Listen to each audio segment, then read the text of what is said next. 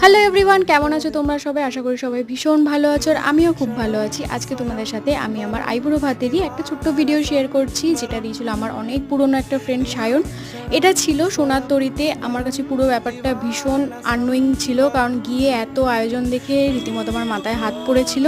তো আমি তোমাদের সাথে ছোট্ট করে একটা মেনু শেয়ার করে দিই। ভাজা ছিল 5 রকমের, মাংসের চপ, মাছের চপ, লুচি, ছোলার ডাল, আলুর দম, সর্ষে পোস্ত দিয়ে চিংড়ি মাছ ছিল, আর কাতলা মাছের কিছু একটা ছিল, মাটন ছিল, চিকেন ছিল, আর আলাদা করে সায়ন যেটা নিয়েছিল ওখানকার নাকি মোস্ট পপুলার আইটেম মোচার পোলাও, আর তার সাথে মাটন ছিল। আর পরে আলাকাটে ভেটকি মাছের পাতুরিটা নেওয়া হয়েছিল, যেটা আমার সেদিনকে খেতে সব থেকে বেশি ভালো লেগেছিল। আর বাকি যেগুলো যেগুলো ছিল আমি পুরোটা খেতে পারিনি, যতটুকু যা খেয়েছি ওইটুকুই।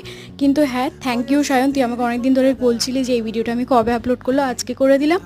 তোমাদের এই ভিডিওটা কেমন লাগলো সেটাও জানিয়ে। সবাই ভালো থেকো, সুস্থ থেকো।